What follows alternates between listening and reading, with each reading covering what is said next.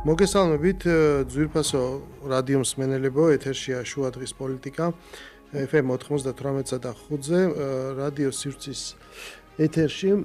ჩვენ მაუწყებლობთ გაზაფხულის ქუჩის სტუდიიდან თბილისის დროით 14 საათი და 10 წუთია და ვაგრძელებთ შუადღის პოლიტიკის მესამე სეზონს, რომელიც ეძღვნება საქართველოში დაგეგმილ თვითმმართველობის არჩევნებს ეხლა 2025 წლის 24 ოქტომბერს და მოკლედ ჩვენ არჩევნებამდე ეს არის ბოლო ეთერი და ამიტომ აქედან გამომდინარე ეს ახლა მე მინდა რომ გავუშვა ჩვენი ლაივი გავაკეთეთ ეს. ხო და ჩვენ გადავწყვეტეთ რომ წინა ეთერი, რაც არის არჩევნებამდე დარჩენილი, დაუთმოთ იმ მდგომარეობის მიმოხილვას, რაც არის დღეს ქვეყანაში შექმნილი, ამ წინა საარჩევნოდ როგორ მივიდა ქვეყანა ამ მნიშვნელოვან რიცხვამდე და რაღაცნაირად თან ცოტა დიდ სურათში შევხედოთ განვითარებულ მოვლენებს. ჩვენი სტუმარია დღეს ბატონი ბიძინა გიორგობიანი, ერთიანი ნეიტრალური საქართველოდან, რომელიც ამავე დროს იყო საქართველოს უზენაესი საბჭოს აი პირველი მოწვევის დეპუტატი. მე გუშინ იყო ტელეკომპანია იმედზე ფილმის პრემიერა, რომელიც მე გავაკეთე ბოლო 4 თვე მუშაობდი და ეძღვნებოდა საქართველოს კონსტიტუციას, იმიტომ რომ ეხლა სექტემბერში ჩვენს კონსტიტუცია შეუსრულდა 30 წელი და რაღაცა მაინც ამ თემატიკის გავლენის ქვეშ ვარ და უფრო ესე უყურებ ხოლმე მიმდინარე პროცესს, რამდენად მნიშვნელოვანია რა გავიარეთ ჩვენ ამ 30 წლის განმავლობაში, რას მივახციეთ და საერთოდ რა დევს ფსონზე, ანუ რა შეიძლება ალტერნატიულად განვითარდეს სცენარი, იმიტომ რომ ბევრი რამ გავიარეთ ამ 30 წლის განმავლობაში, მეტი 40 წლის განმავლობაში, თუ თქვა 1985 წლიდან დავიწყებთ ათვლას, როცა პერესტროიკა გამოცხადდა, რამაც მისცა ერთგვარად ბიძგი იმას რომ დაიწყო ქვეყანაში სიტყვის თავისუფლება მაშინ თელ საბჭოთა კავშირში, ამას მოყვა ალბათ თითქმის ყველა რესპუბლიკაში ეროვნული მოძრაობა და ბოლოს ბევრი რა თქმა უნდა სხვა ფაქტორებთან ერთად ამან განაპირობა საბჭოთა კავშირის დანგრევა და ჩვენ რაღაც მოსახლეობის ნახევარი მაინც სხვადასხვა ასაკში, მაგრამ ამის მომსწრე ვართ მთელი ამ პერიოდის, რომელიც იყო ძალიან სერიოზული დრამატული ცვლილება. ბატონ ბიძინა, პირველი ძირითადი კითხვა მინდა დაგისვათ, ანუ თქვენთვის რას ნიშნავს ეს არჩევნები, გარდა უბრალოდ იმისა, რომ ეს არის რაღაცა მუნიციპალური არჩევნები და თავისი კონკრეტული განზომილება გააჩნია, ასე ვთქვათ, ადამიანები ირჩევენ ადგილობრივი თვითმმართველობის წარმომადგენლებს, რა პოლიტიკური დატვირთვა გააჩნია ამ დღეს? მე თავიდან ბოდიშს მოვიხარ, ცოტა ხმა მაქვს შელახული. კი, ორივენი რაღაცა ავატყოფარი ვარ მაგაგებით. მაგრამ შევეცდები რომ ამენაირად გადმოვცი ჩემი საქმე.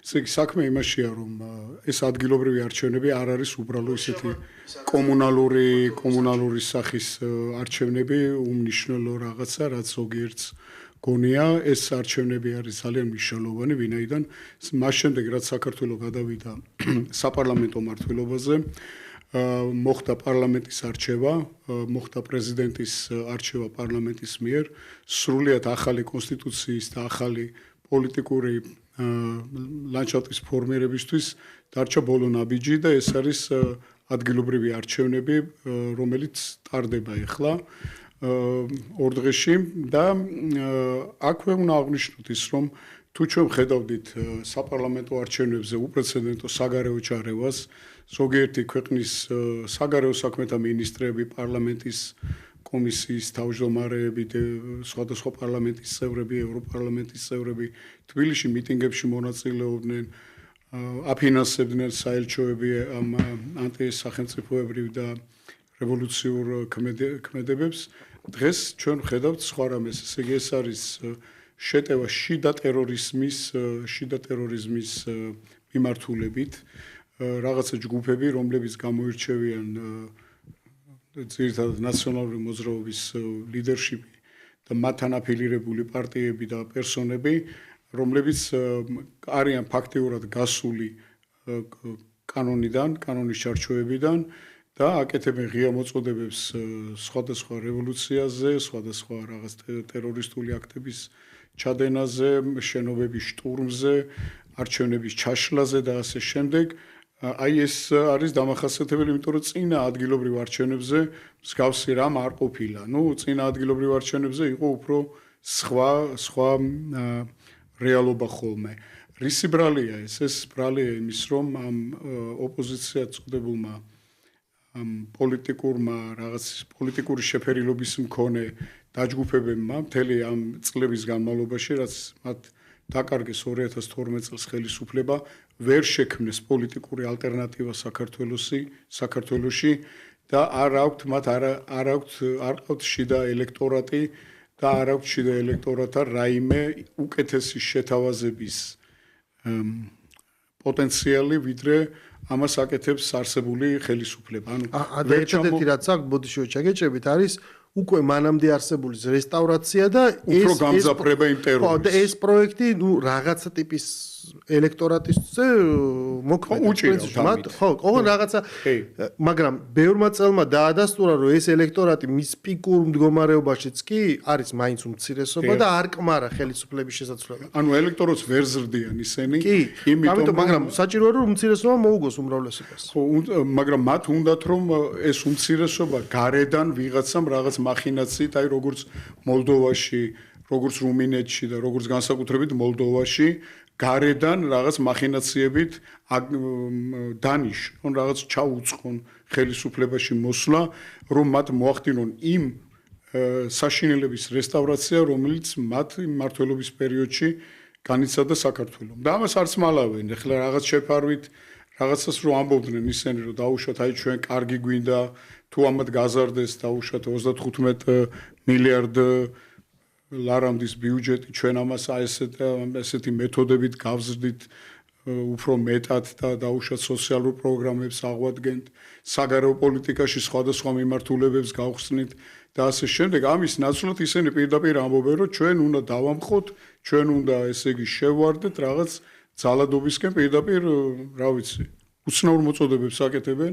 რომ არ გავიტანთ ნაგავს, გავთიშავთ იმას, რა ქვია. ხო, ეს არაერთხელ ვილაპარაკეთ, რომ ეგ არის ძალიან უცნაური, იმიტომ რომ ყველა არჩევნებს ახასიათებს ხოლმე კონკურენტებს შორის ერთგვარი თქვათ შავი პიარი, როდესაც ცდილობ რომ ამოხსნა შენი ოპონენტის ფარული ზრახვები, რომ სინამდვილეში ესე კი არ არის, არამედ სხვანაირად არის და ეხლა ყველაზე ცუდი სცენარი რაც შეიძლება რომ გააკეთოს კანდიდატმა, ამას ის თვითონ იძახის, არა მარტო უბრალოდ იძახის, არამედ ამით იღებს ის საარჩევნო რგოლს და ამით იპოზიციონირებს და ამორჩეულს ეუბნება, რომ შენ მე უნდა მომწე ხმა იმისათვის, რომ ხვალ ქალაქი უნდა გავაჩეროთ და შესაბამისად მე ეს ქვეყანაში გინდა ჩამოვაქციოთ. ანუ მე არ ვიცი პოსტსიმართლის რა ხარისხს უნდა მიაღწიო ადამიანმა, რომ ეს განაპირობო, იმიტომ რომ აი როგორი წარმოდგენაც არ უნდა გქონდეს, ანუ როგორი დათვლაც არ უნდა გქონდეს, ხო? გავიგერო თქვათ ის ოპონენტი არ ენდობა არც CSGO შედეგს, არც სოციოლოგიური კვლევისას, არაფერს. ანუ ხომ იცი რომ ძალიან სერიოზული და საგზნობი მასაა, ეს არ არის ვიღაციდან გარედან თავს მოხეული ხელისუფლება. მეორე მხარეს ვდგომიან, შენი გადასახედადაც კი. ანუ შენ ყველაფერს აკეთებს ამ დაპირისპირებისათვის და მე არ ვიცი ისინი რა ტიპის ქვეყანას პროექცირებენ და ამ შემდეგ რისკებს თან ეს ხელისუფლება, რომელსაც ბატონო გურამ პრობლემა არ აქვს. შიდა პრობლემა ხელისუფლების დაუშვათ იქ რაღაც ხელისუფლების ეროზიის ნიშნები ან რამე მსგავს. უბრალოდ მე გავაგრძელებ იმას, რომ მოყოლებული აი იქიდან რაც თქვენ ბრძანეთ ამ ფილმში როგორც მოთხრობილი პირველი დამოუკიდებლობის აღდგენის შემდეგ ის წლები თვითონ თბილისში სამხედრო გადატრიალება რაც მოხდა თბილისში და მერეც მაშინაც ოპოზიცია იმას კი არ ამბობდა რომ ჩვენ ახლა სამხედრო გადატრიალებას მოგიწყობთ მანდა სისხლში ჩაგახჭობთ შემდეგ და შიდას იმას დავიწყებს სამოქალაქო დაპირისპირებას და ასე შემდეგ. არა, ისინი ამბობდნენ რომ ჩვენ მოვდივართ, იმიტომ რომ თქვენ არ ხართ კარგი დემოკრატები და ჩვენ უფრო კარგი დემოკრატია უნდა დავამყაროთ. ნუ მე რა დაამყარეს ეს უკვე ჩვენც ვნახეთ და ჩვენი თაობა სანამ ცოცხალია ეს არ დაგვევიწყდება ჩვენ. კი, ძალიან მალე ზვიად გამსახურდეს დაერქვა ჩაუშესკუ. კი, ჩაუშესკუ, მერე იქ ილიესკუ და მერე მთელი უბედურებები იყო იქ, რომ აი რაღაც იქ გაზეთები შეზღუდა, ისქნა რაღაც იყო, რომ აი ემოციურია რაღაცებს იქ მოკლედ. შემდეგ უკვე შევარნაძე რო დაბრუნდა მოსკოვიდან და იმ ხელისუფლება რომელიც ჩამოყალიბდა მე წლების განმავლობაში და კონსტიტუციაც მიიღეს მათ 95 წელს. შემდეგ უკვე 2003 წლის ეს შიდა სასახლის გადატრიალება რომელიც მოხდა საქართველოში ვარდების რევოლუციის სახით, მაშინაც ამბობდნენ, რომ აი ახლა კორუფცია უნდა გამოვასწოროთ, კორუფცია უნდა დაუშვათ, ავწიოთ ცხოვრების ხარისხი, დემოკრატიის ხარისხი და ასე შემდეგ. ამის შემდეგ უკვე წინ ვეღარ წავიდნენ, ეს ერთი პოლიტიკური ჯგუფია, მოყოლებული 92 წლიდან.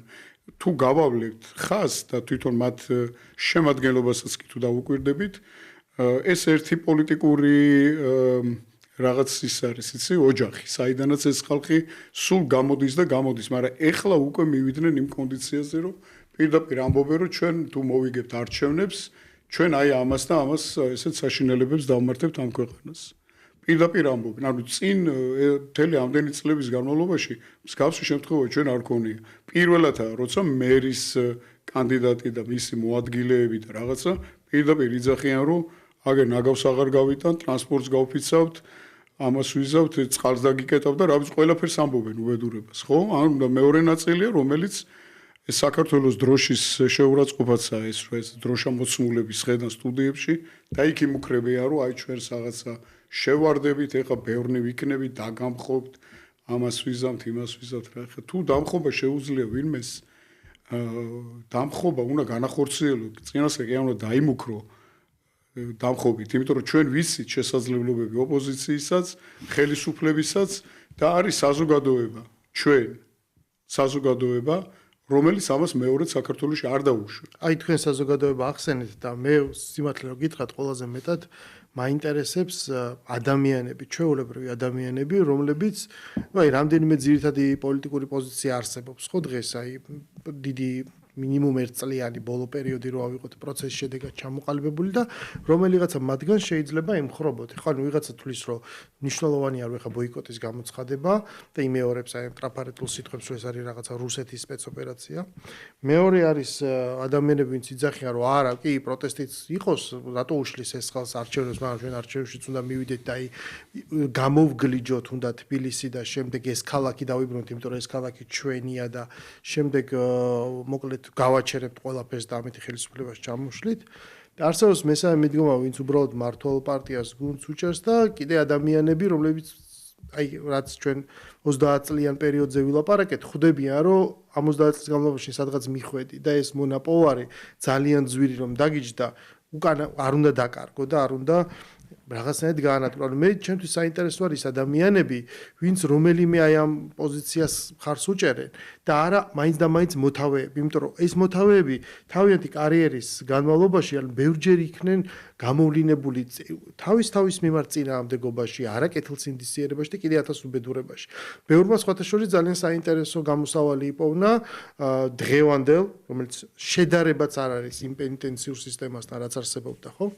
მიხეილ სააკაშვილის დროს დღეს ციხე აღარ არის განაჩენი, რომელიც სიცოცხლეს ემუქრება, მათ კარგი გამოსავალი იპოვნეს ციხეებში შეძრომით, ხო, აშავებ რაღაცას მიდიხარ ციხეში და მე დღევანდელი ფარსის მიხედვით, როგორც ჟანრს თუ ავიღებთ ფარს, ისინი მე რაღაცა მერაბ კოსტავას მანტიებს და სინდისის პატიმრებს და რეებს ეძახიან თავის თავს. ანუ აი ესეთ ფარს შედარებამდე მივდივართ, ხვდებით?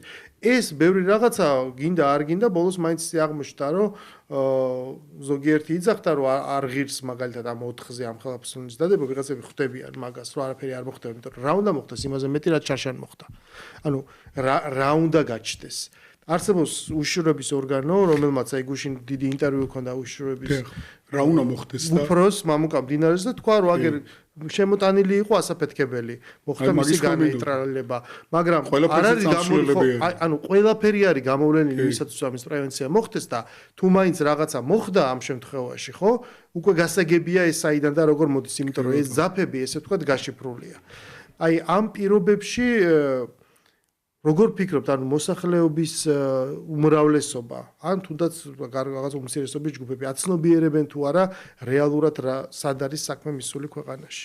იცით რა, მე მგონი რომ კი აცნობიერებენ, მე ძალიან ბევრი საუბრები მაქვს ხოლმე ჩემ მეგობრებთან, ზოგი თანამოაზრეა, ზოგი დაუშვათ იქ ცოტა სხვანაირად ფიქრობს ასე შემდეგ.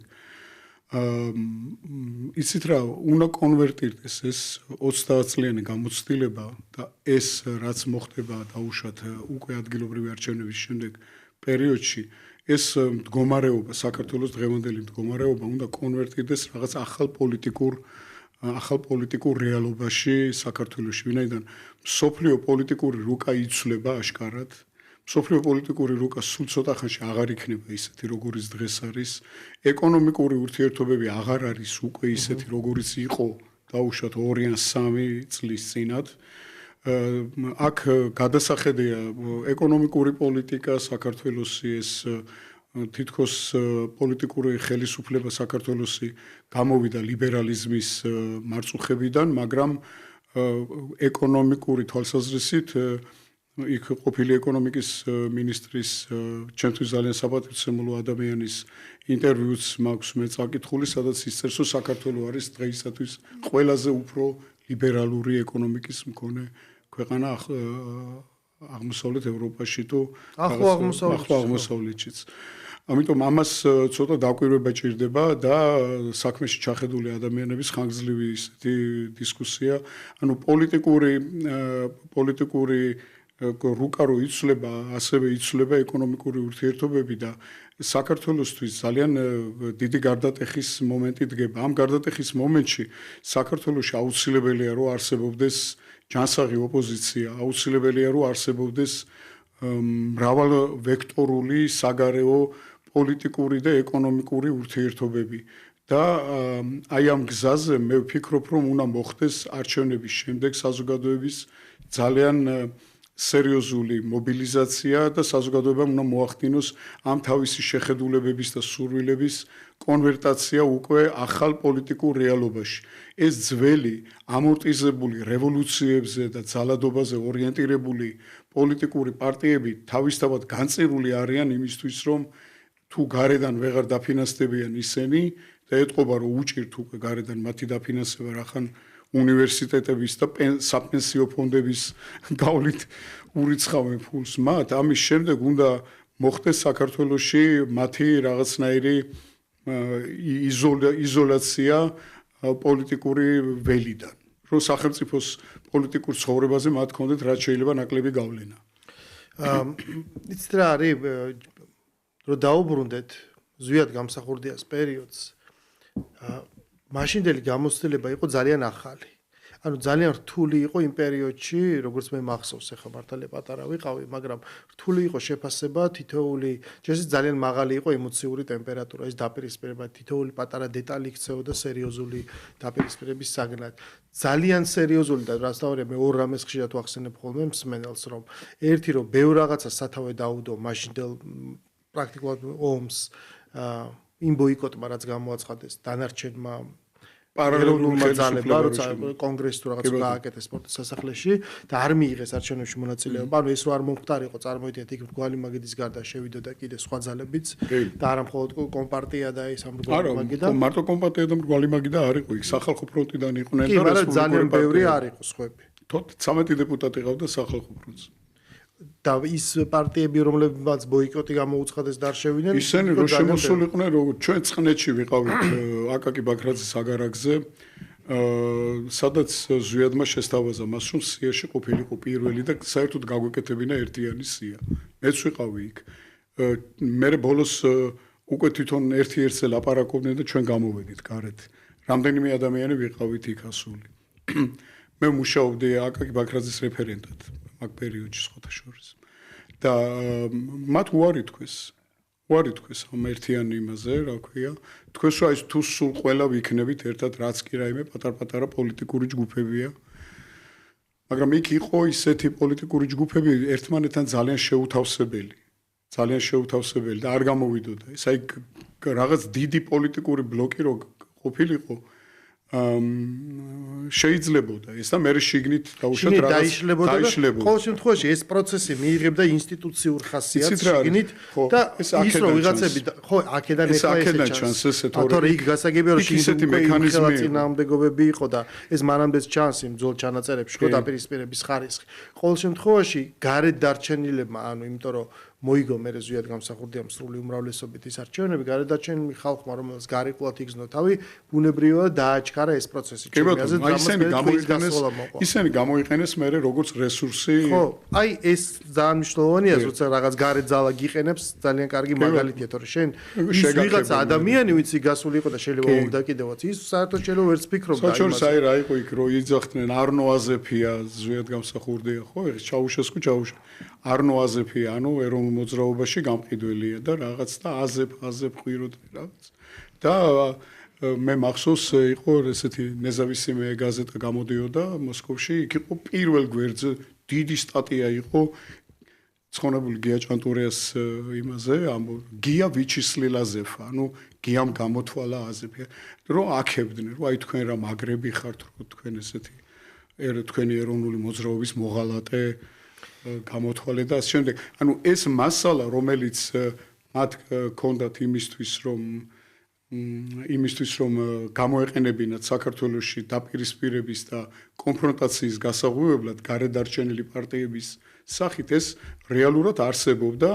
ამიერკავკასიის სამხედრო ოლქი აგერ იყო და სამხედრო ძალა არსებობდა და სულ მერე უკვე ტექნიკის საქმე იყო ამ სამხედრო გადატრიალების ორგანიზება. ანუ უბრალოდ ძალიან სხვათა შორის ბატონო გურამ დავასრულებ რა.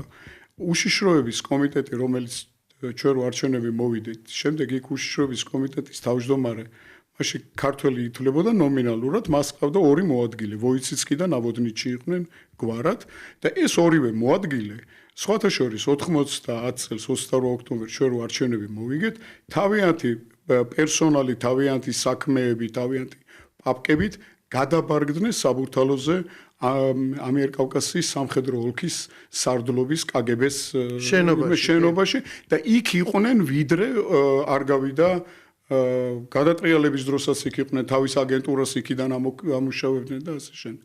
ანუ ეს გარეთ არსებული პარტიები, რომლებიც არ იღებენ კონსტიტუციურ და კანონიერ მოქმედებაში მონაწილეობას და მოწადინებული არიან პარალელური სტრუქტურების შექმნით, რაღაც ეროვნული კრებების მოწყობით, აი როგორც ახლა ეს მომღერალი კაცი რო ამბობს, რომ რაღაცა მანდატი უნდა ავწიოთ, ხელი ავწიოთ და რაღაცა ეგეთ სისულელეებია რა.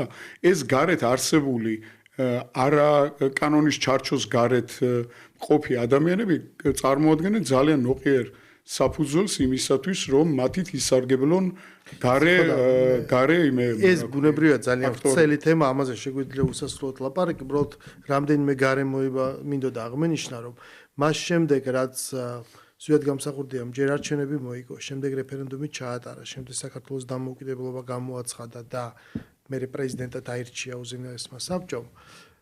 ეს საბჭოთა კავშირია ჯერ კიდევ 91 წელი და პროცესი ვითარდება და ამ ადამიანმა გააკეთა მისი მეთაურობით მოხდა და ის ებრძოდა რუსეთის დამპალ იმპერიას, ეხლა როგორც უყვართ თქმა. შემდეგ უკვე რაკი ამ ხრივ ეს არ გამოვიდა, კი ეს იქიდან მოდის და ეს ძალიან კარგად იციან იმ დღევანდელმა სპეცსამსახურებმა უცხოურმა, ვინც ეძებს იმ დაპირისპირების წერტილს, როგორ უნდა გავაღვიოს კონფრონტაცია, ხო?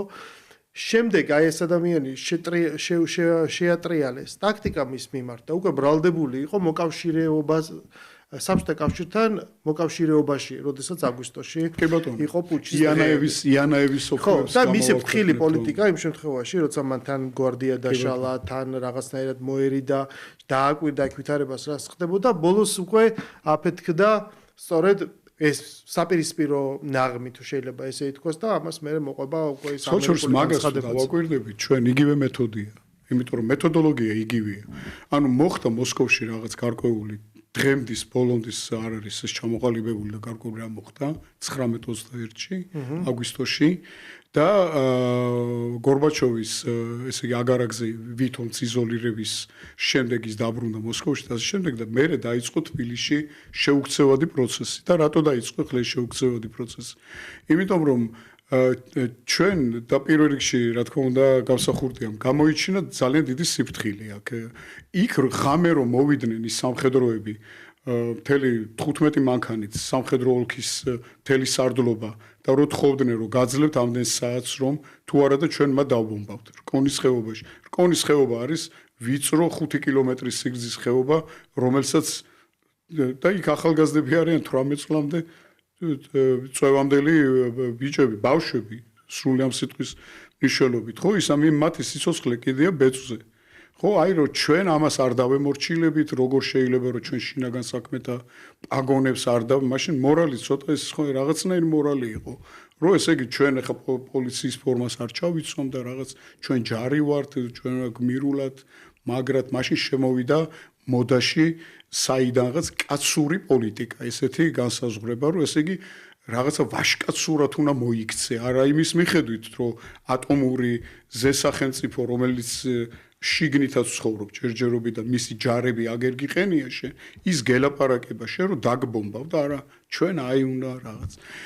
იქიდან გამომდინარე, რომ მას შეუტრიალეს შემდეგ, რა თქმა უნდა, იქ რო აი იანაევს უჭერდა მხარს და პუჩს უჭერდა მხარს, ჩვენ ახლა გამოვაქვეყნებთ იანაევის ოკმებს, იყო მთელი ამბავი. ისე როგორც დღესაა. ისე როგორც დღესაა. ხო ამბობენ, რომ აი რუსეთში მივყავართ, რაღაცა რუსეთში შეგვიყვანეს იქ ქალაქებს ახას ხან მაგადანი, ხან სარატოვი, ხან ისო გავიღვიძებთ ხვალ გამოდით გარე. ამას გარკვეული წინაპირობა გააჩნია. ანუ ერთნაირი სცენარია, რომ ესე გაბრალებენ იმას, რის წინააღმდეგაც შენ ერთის მხრივ ეს მე ძალიან კარგად მესმის, რომ ქვეყნის შიგნით არსებობს ის ძალა, რომელიცაც ეს მნიშვნელოვანია. საკუთარი თავის ახლა რა გაათეთრებს ყორანს, მაგრამ საკუთარი თავის რაღაცნაირად რეაბილიტაციისთვის, მათ ძალიან კარგად იციან, რომ ისინი დამნაშავეები არიან იმ აგვისტოს ომის შედეგში, რაც ჩვენ მივიღეთ და რაც წერია, თვითონ როგორ ფიქრობენ და ამას მნიშვნელობა არ აქვს და იმასაც საქართველოში კიდე რას ფიქრობთ, არსებობს საერთაშორისო კონსენსუსი, წლების მანძილზე მიღწეული და საერთაშორისო დასკვნა და იქ გასაგებად წერია ყველაფერი და ეს არის სცენარი, რაც მოხდა. რის შედეგადაც ჩვენ მე იარაღის შესყიდვაზე საერთოდ ის ემბარგო დაგვიწესეს, ხო? 2008 წლის შემდეგ. მათ იციან, რომ ეს არის მათთვის მოუშორებელი დამღა და ამის რეაბილიტაციას ცდილობენ იმითი, რომ ის ფუნქცია, რაც მაშინ საქართველოს მოუძებნეს, რომ საქართველოს უნდა ყოფილიყო ანტირუსეთი და რუსეთთან დაპირისპირებული და ეს დიდ გეოპოლიტიკურ თამაში უნდა ყოფილიყო ინტერესი, სახელმწიფო პროვოკატორი. იგივე მოვიდა უკრაინას, იგივე გზას დგას მოლდოვას და ასე შემდეგ, ხო, ყველას აქვს რაღაც გადახდილი. ამ გზით, ანუ ეს პოლიტიკა არის სწორი. დღემდე ესენი მაგას იძახიან, რომ იქ სხვა გზა არ იყო და ყველაფერი და ამის საპირისპირო, აი მთავარი რა არის, მთავარი შეცდომა, რომ სამყარო არის ეგეთ, რომ ანა იღებ აი ამ სწორ პოლიტიკას ჭყალებში, ანტირუსეთის კეთებას საქართველოს და დასავლეთის უპირობო მოკავშირეობას რა ფასიც არ უნდა გადაიხადო ამაში, თუ ამას არ აკეთებ, მაშინ შენ ხარ რუსეთის მოკავშირე და მაშინ შენ გინდა რომ იყო გუბერნია და ჩელიაბინსკი. ანუ იმის ნაცვლად რომ არა მე ვარ საქართველოს რაღაცა მოვიპოვე 30 წლის განმავლობაში თუ 300 და 3000 წლის განმავლობაში ჩვენი ისტორიის მანძილზე და მე ეს უნდა დავიცვა და გადავარჩინო და დღეს მჭირდება მე ბალანსი, დღეს მჭირდება სიფრთხილე, ეს უკუგდებულია. და მე ლაპარაკობენ და სადაოთ აქცევენ რომ არა ერეკლე მეფე თითქოს ჩვენს გვიყვარს ადამიანი რომელიც არის კვინტესენცია იმისი რომ რას ნიშნავს ეროვნული ინტერესებით ძალიან რთულ დროში მოქმედება, როცა გარემო იცვლება. ირანში ხან ერთი შაჰია, ხან მეორე და იქიდან რუსეთი ძლიერდება და ოსმალი და დასავლეთი არსებობს, ხო? აი ამ პირობებში დღეს პრაქტიკულად, ანუ მით უმეტეს რახან აი ამ ფილმზე მუშაობდი, ხვდები რომ ეს გარკვეულწად იგივენაირად მეორდება, მაგრამ უკვე ნათლად ჩანს კვალი, აი ეს გარე კვალი, რომლებიც ხვდება, ანუ ეხა ეს საქართველოს ისტორია ხო, რთული არ არის და შესასწავლია, რომ ადამიანებს შორის დაპირისპირებას რა აჩენს და როგორ უნდა გამოვიწიოთ ჩვენ აქ შეტაკები. კი, ანუ ეს მეთოდიკა როგორც ცოტა ხნის წინ თქვი, მე იგივე აბსოლუტურად არა აბსოლუტურად ერთ-ერთში არ იმეორებს, რა თქმა უნდა, დროის მიხედვით იცვლება, ხო? აი ჩვენ მესეჯ ბოქსის შიდა შეიძლება იცვლება, მაგრამ სტრუქტურა იგივეა. ანუ ეს არის აბსოლუტურად გარედან სპეცსამსახურებისგან დაგეგმილი სცენარები, როგორც მაშინ იყო ეს პარალელური არჩევნები ჩაატარეს კონგრესის, პარალელური ხელისუფლება, რომელიც ამბობდა, რომ სიმართლე, აი რასაც თქვებძალეთ, სიმართლე არის მხოლოდ ის, რომ საქართველო არის ოკუპირებული ქვეყანა და ოკუპირებული ქვეყანაში არ შეიძლება რომ ჩატარდეს არჩევნები, უნდა შევქმნათ პარალელური სტრუქტურა და ვინც ამას არ უჭერს მხარს, არის კრემლის აგენტი საქართველოში. ვინც დაუშვათ მონაწილეობს არჩევნებში, მრავალპარტიული უზენაეს საბჭოს არჩევნებში, ჩვენ მივიღეთ აქ მონაწილეობა და მოვიგეთ ეს არჩევნები, ხო? არა ისინი ამბობენ, რომ ეს რაკიღა საქართველოს ოკუპირებული არა, რაში გვჭირდება იქ საოკუპაციო რეჟიმის მიერ დანიშნულ არჩევნებში მონაწილეობა, ჩვენ უნდა შევქმნათ პარალელური რეალობა და იმ რეალობაში, მაგრამ ის რეალობა როგორ უნდა გააცოცხლოს შენ და რეალურად როგორ უნდა მოიპოვო სახელმწიფოში მართვის სადავეები, რომ რეფორმები ჩაატარო, შემდეგ ხო დავიწყეთ რაღაც გაკეთება, აღარ ჩამოვთვლი ხა აქ. მაგას არა, ეს უკვე მათ არიციან და არც ამბობენ ამას, ისინი ამბობენ უბრალოდ რომ თქვენ თუ ჩვენ სიმართლეზე ამბობთ რომ ეს ეგრე არ არის, მაშინ თქვენ ხართ კრემლის აგენტები უკვე. და ჩვენ ვამხელთ თქვენი და კრემლის ალიანსს. ესეა ეხლაც. ისინი ამბობენ, ეს რადიკალური პოზიცია არ ტოვებს საერთოდ არაფერს. ჩვენ არ ვიღებთ არჩევნებში მონაწილეობას, იმიტომ რომ ეს არის უკვე რუსული რეჟიმი აქ და რუსული რეჟიმის სცენარში არ უნდა ჩავერთოთ. და სპეცოპერაცია არჩევნები კი არ არის საკუთარ სახელმწიფოში ისინი გეუბნებიან რომ უცხო ქვეყნის სპეცოპერაცია ტარდება შენი ქვეყნის ტერიტორიაზე თვითონ იგდებენ თავს იმ სპეცოპერაციის სამხედრო სპეცოპერაციის ის შურთ უკრაინაში რაც ხდება და უნდათ რომ ის საქართველოში გადმოვიდეს და ამბობენ რომ აი საქართველოში ეს არჩევნები ეს ყოველად მშვიდობიანი ადგილობრივი არჩევნები არის სპეცოპერაცია. იმიტომ რომ ქვეშეუცვლად უჭერენ მხარს ის უნდათ რომ აქ ნახონ ის სპეცოპერაცია. აი ამაშია მთელი უბედურება. და ეს დიდი რადიკალიზაცია და ეს დიდი უფსკრული ამ ორ ჯგუფს შორის როგორ უნდა მოხდეს ამ უფსკრულის ამოვსება, აი ამაშია საქმე რომ არჩევნების შემდეგ სწორედ იმიტომაც რომ ჩვენ ძალიან დიდი გამოცდილება გვაქვს და ის თაობა რომელმაც ეს ყველაფერი გამოიარა ჯერ კიდევ ენერგიულადაა და კარგადაა და ჯანმრთელად და ახსოვს ჩვენ ამას ვეწინააღმდეგებით ვეუბნებით რომ ჩვენ ამას არ დაუშვით ყველა მეთოდით ამას დაუპირისპირდებით კარგია რომ არსებულ ხელისუფლებას არ ჭირდება ის რომ საზოგადოებას უთხრას რომ დაგვეხმარეთ ხო ხელისუფლება თავის ადგილასა თვითონ ყველა სტრუქტურა მუშაობს გამართულად და უწევენ წინააღმდეგობას ამ ყველაფერს, მაგრამ მომავალში რა იქნება? აი სწორედ ეს ამას ვამბობდი მე რომ ამ არჩევნების შემდეგ უნდა მოხდეს კონვერტაცია და კონვერტაცია აი ამ გამოცდილების, აი ამ პოლიტიკური ცხოვრების, პოლიტიკური მიღწევის რომ იყო კონსტიტუცია, რომელიც გაუქმდა დროებითი გარდამავალი ეკონომიკური პერიოდის შესახებ კანონი, რომელიც გაუქმდა ამუშავეს 21 წლის კონსტიტუცია, ამას მოყვა აფხაზეთის დაკარგვა, შემდეგ განვითარებულ პროცესებთან ერთად, შემდეგ მიიღეს კონსტიტუცია 95 წლის მერე და ნელ-ნელა ჩიქ-ჩიქით მოვიდა რაღაცნაირად აკამდის. ეხლა გადავედით ჩვენ ახალ ეტაპზე, არა, ახალ ეტაპზე რომ გადავედით, ჩვენ უნდა შევქმნათ სოციალური, პოლიტიკური და ეკონომიკური ბაზისი იმისათვის, რომ ჩვენ აღარ დაგვჭირდეს ის რომ დაუშვათ იქ მოვიყვანოთ მერე პირველი უზენაესი საბჭოს და წევრები და ვიღაც ნაომარი ბიჭები აფხაზეთში და მოვაყოლინოთ ამას რა მოსდევს, რომ ადამიანებს თვალი აუხილონ, რომ ამის შედეგი რა არის, რომ მე აი ფილმები ვაჩვენოთ, რომ როგორ ინგრევა ქვეყანა სამხედრო გადატრიალების შემდეგ და რა მოსდევს ამ სამოქალაქო პუჩს და ასე შემდეგ. რა ხდებოდა ამ სააკაშვილის დროს სამოქალაქო პუჩი იყო ის რაც მან მოაწყო ფაქტიურად საქართველოში. ამიტომ უნდა მოხდეს ამის კონვერტირება ძალიან მყარ პოლიტიკურ სისტემაში. ხო, იმიტომ რომ ეს გადატრიალება სტრუქტურულად როგორც წეღანთვით ერთ და იგივეა, შეიძლება შეიცვალოს ინსტრუმენტი, ხო, იმ დროს 90-იან წლებში რაც თქვენ აღწერეთ, მოკლედ უკვე ეს პირდაპირი საშუალება არსებობდა, უკონტროლო იარაღის კი არა, მომწოდებელი ერთი იყო და ყველას აძლევდა და ბუნებრივია რომ იმ წუთშივე ეს გადაიზარდა სისხლის შეტაკებაში, სხვათა შორის ჩვენ ძალიან შორს განწყობით ამისგანაც არ ვარ წასული დღეს რომ გაჩნდეს იგივე შესაძლებლობა მშვენივრად რომელიმე ქვეყნის ადამიანები ვისაც დღეს ვხედავთ შუშხური თავისთავით იმიტომ რომ ესენი ქვეშეუცვლებლად იმ მაშხალებს რო ესროდნენ იმას დამიზნეს ზუსტად იგივენაირად ისო იმას უბრალოდ არ ქონდა იმის საშუალება რომ აგერ მოსულიყო და სუფიან ბეპაევს ზაკავკასკი ვაინი ოკრუგიდან მისთვის მიეცა ის გრანატა მიოთი თორე ისრო და უკვე გრანატა მიოცის ის უკვე მის გონებაში სხვა არაფერი აგრესია მის გონებაში რომ ის არის სრული ბოროტება, რასაც ებრძვის. მის გონებაში ესეა, როცა ესე მარტივად არ არის რომ დაუშვათ იმას ცოტა ფული მიცეს, ცოტა რაღაცა დაპირდნენ და ის რაღაცა სისულელეს აკეთებს. იმ მის გონებაში ეს უკვე ძალიან მძიმე მდგომარეობაა და როგორ მოხდება ამის ერთმანეთთან ახლოს მისვლა აი რაღაც ცოტა სკეპტიკურად ვარ რა მაგას. იმიტომ ამ სისხლიანი დაპირისპირებით ისეთი ფასი გადავიხადეთ შემდეგ რომ უკვე რაღაცნაირად ამას მორალური ტაბუ დაედო და სწორედ ამიტომაც ამოქმედა ამიტომ სხვა ინსტრუმენტი ეს არის ეგრეთ წოდებული მშვიდობიანი დამხობა რაც ჩვენ 2003 წელს ვნახეთ მაგრამ აი წეგან თქვი რომ ორ ფაქტორს ვიხსენებთ ხო და ერთი იყო ეს 92 წლის ამბავი არჩევნების და 90 წლის არჩევნების და მეორე არის 2002 წლის ამბავი როდესაც ქვეყანაში ჩატარდა ადგილობრივი თვითმმართველობის არჩევნები და 2002 წელს პრეზიდენტი უკვე მეორე ვადით იყო ედუარდ შევარდნაძე, ის უკვე 10 წლის ჩამოსული იყო საქართველოში დაბრუნებული. უკვე ამორტიზებული იყო რა ფაქტიურად. და მაშინდელმა ხელისუფლებამ ეს არის წარმოუდგენელი, ბევრს არ ახსოვს და ვახსენებ ხოლმე, მაშინდელმა ხელისუფლებამ მოქალაქეთა კავშირმა ადგილობრივი თვითმმართველობის არჩევნებში თბილისში ბარიერიც კი ვერ გადალახა.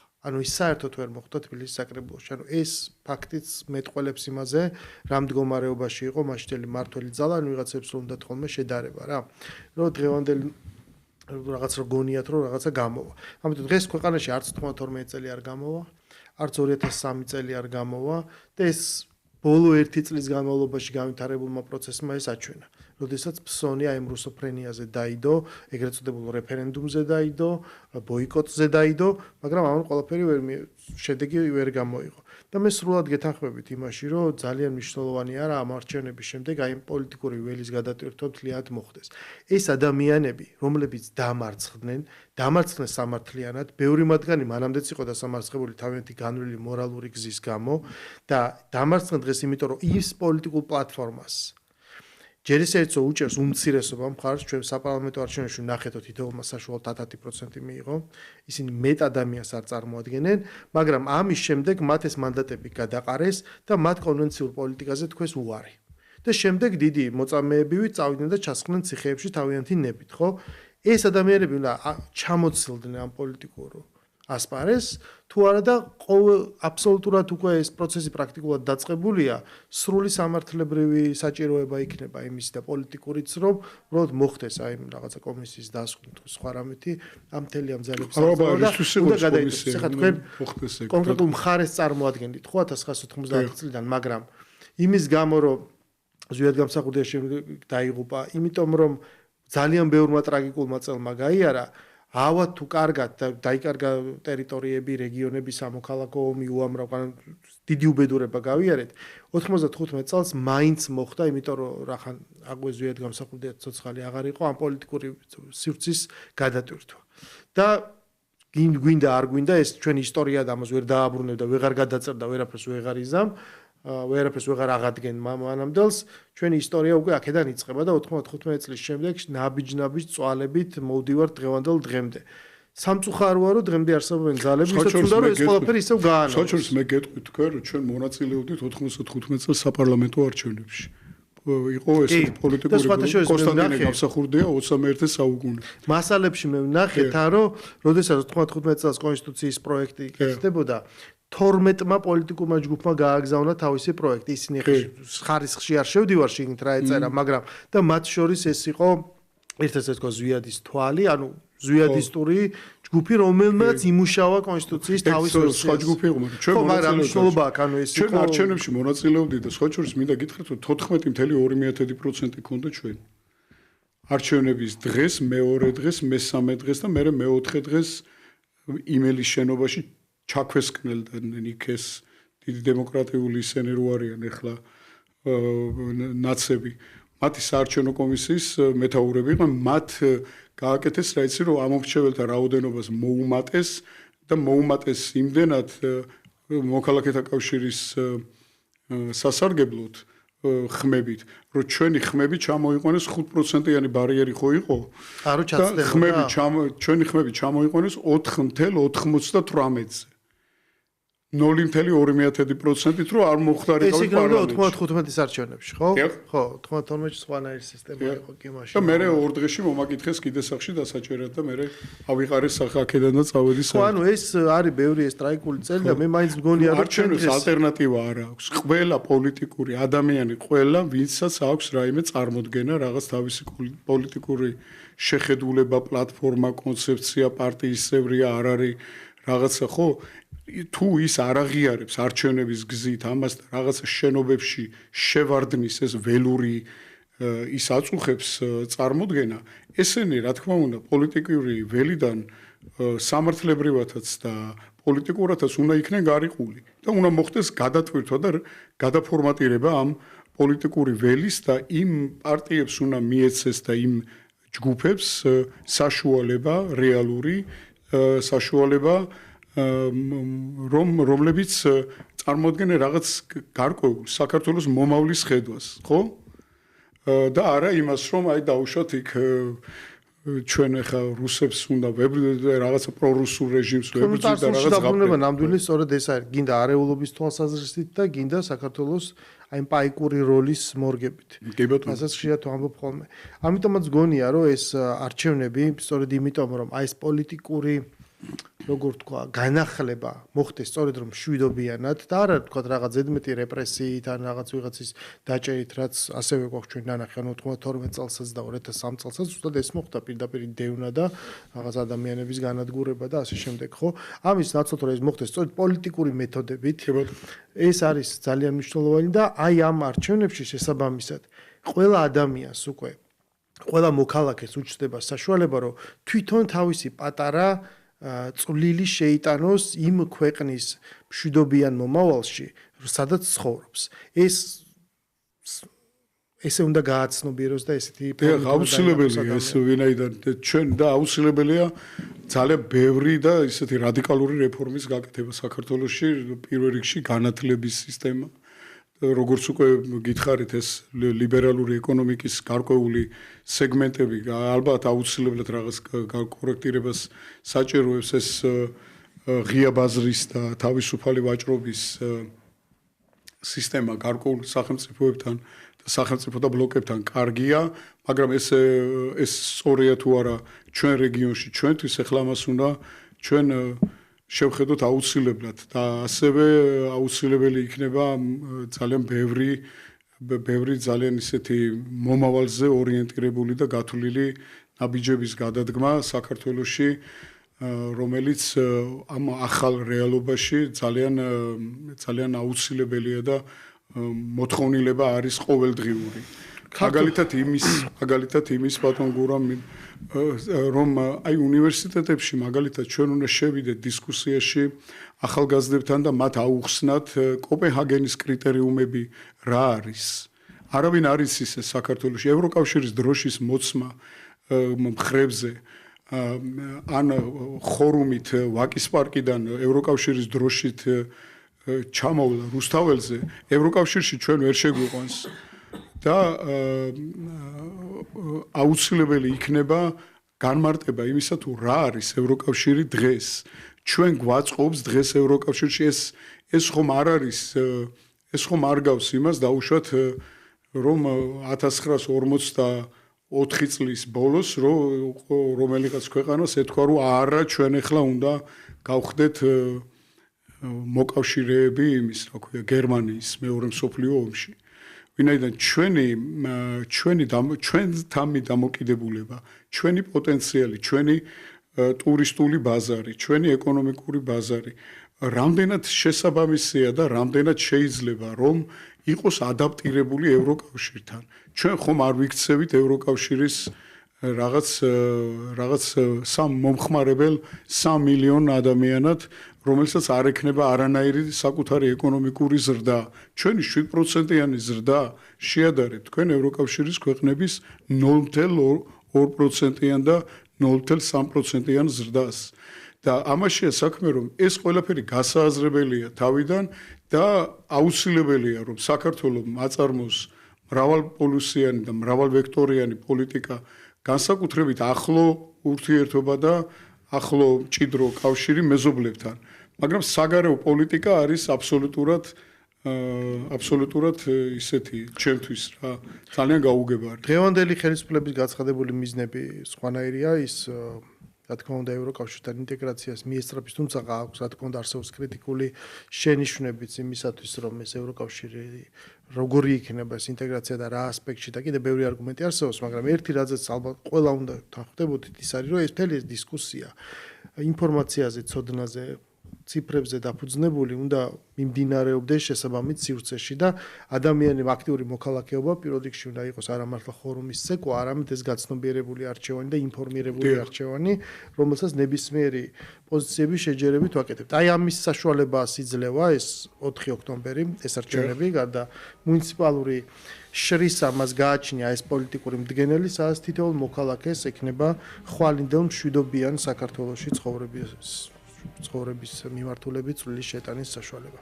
დიდი მადლობა დღევანდელი ეთერისთვის. ჩვენ უკვე დავბრუნდებით საარჩევნო ღამეს, მიმოხილვით საარჩევნო შედეგების, მანამდე კი გემშვიდობებით დროებით.